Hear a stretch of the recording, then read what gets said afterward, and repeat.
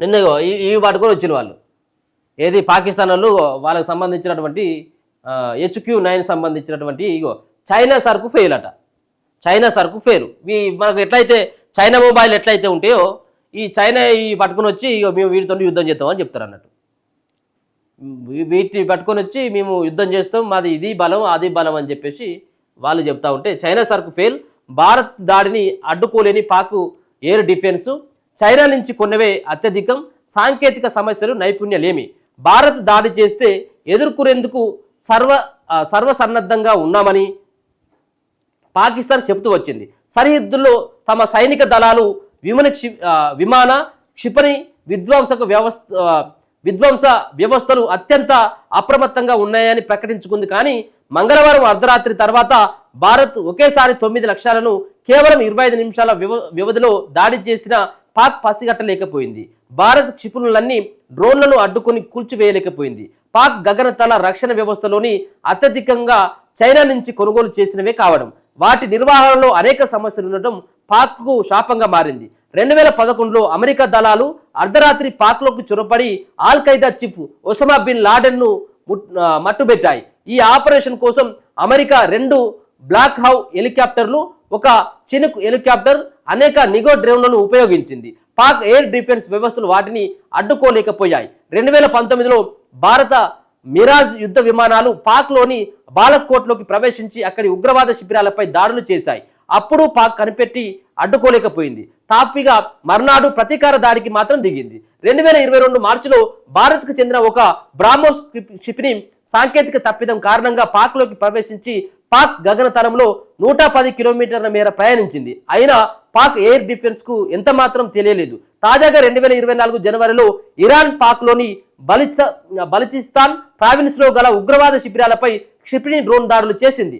వాటిని కూడా అడ్డుకోలేక పాక్ తెల్లముఖం వేసింది. ఇప్పుడు ఆపరేషన్ సింధూర్లో భాగంగా భారత్ క్షిపణులు డ్రోన్లు తమ భూభాగంలోకి పీఓకోలోకి ప్రవేశించిన పాక్ కనిపెట్టలేదు. ఏది లేదు, ఉత్తదే ఇది, ఏం లేదు, మొత్తం డొల్ల అణుబాంబులు వేస్తాం, ఈ బాంబులు వేస్తాం, ఆ బాంబులు వేస్తాం అని చెప్పేసి ఏదో బెదిరించడు తప్పించి వీళ్ళ దగ్గర మొత్తం ఏది లేదు. లోపలికి పోయి అంతా మన ప్రయత్నం మనం చేసి పోయి యుద్ధం చేసి వచ్చేంత వరకు, మన విమానాలు మన భూభాగంలోకి వచ్చేంత వరకు కూడా వాళ్ళకు యుద్ధం జరిగింది కూడా వాళ్ళకు సోయలేదు. వాళ్ళు ఇలా బాంబులు వేసిన మన భూభాగంలో అనేది కూడా వాళ్ళకు సోయలేదు. పక్కమెటోళ్ళు వాళ్ళు లేపి వీళ్ళను ఎవరు అడున్నటువంటి ఏదైతే ఈ డిఫెన్స్ సంబంధించినటువంటి పాక్ ఎయిర్ డిఫెన్స్ ఏదైతే ఉందో వాళ్ళను ఇట్లా లేపి ఎవరైనా చెప్పి ఇప్పటిదాకా బాంబులు వచ్చి పేరిపోయినాయి, ఏదో వచ్చి విమానాలు వచ్చి మన భూభాగంలో బాంబులు వేసిపోయినాయి అని చెప్పేసి ఇట్లా తట్టి లేపితే అప్పుడు ఆహా అని చెప్పేసి లేస్తారు అన్నట్టు. ఆ విధమైనటువంటి డిఫెన్స్ ఉన్నది వాళ్ళందరి. ఇక మిషన్లు ఏమైనా చక్కగా ఉన్నాయంటే అంత చైనా సరుకు పెట్టుకొని వాళ్ళు యుద్ధాలు చేస్తారట. ఇక పాక్ భారత సరిహద్దు వెంబటి ఎల్ఓసి వెంబటి ప్రధానంగా 4 రకాల ఎయిర్ డిఫెన్స్ సిస్టమ్స్ను మోహరించిందట HQ9 చైనా తయారీ long range surface to air క్షిపణి వ్యవస్థ.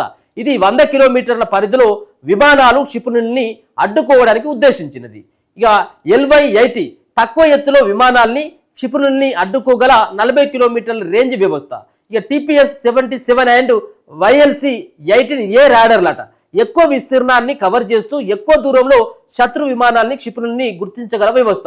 ఇక అవాక్స్ విమానాలు airborne early warning and control అనే ఈ వ్యవస్థలన్నీ విమానాల్లో అమర్చుతారు.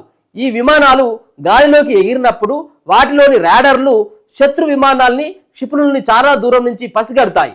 చైనా నుంచి కొన్న ZDK-03 స్వీడన్ నుంచి కొన్న సాబ్ 2000 ARI విమానాల్ని భారత్ సరిహద్దులోని పాక్ సిద్ధంగా ఉంచిందట.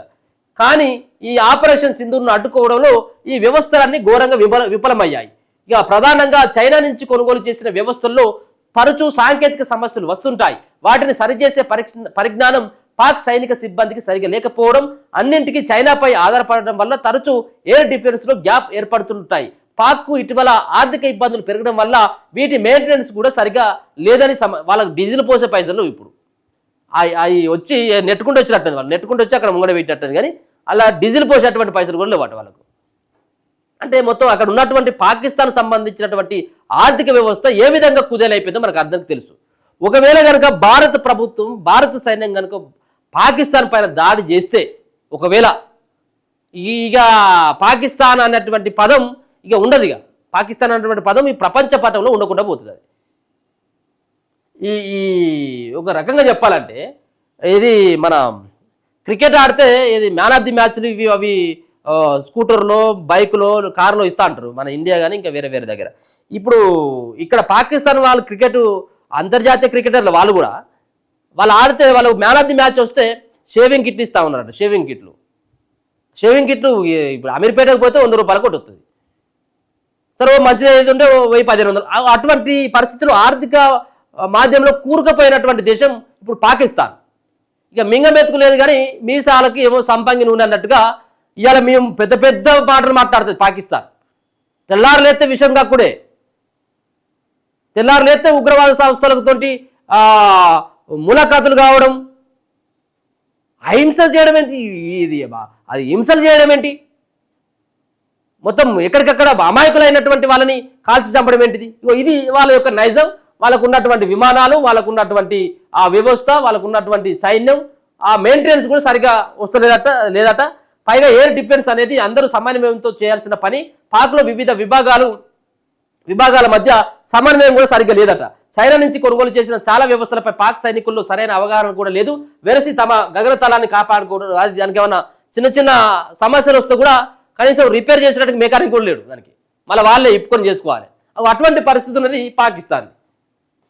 ఇగో చైనా సరుకు ఫెయిల్ అన్నటువంటి వార్త.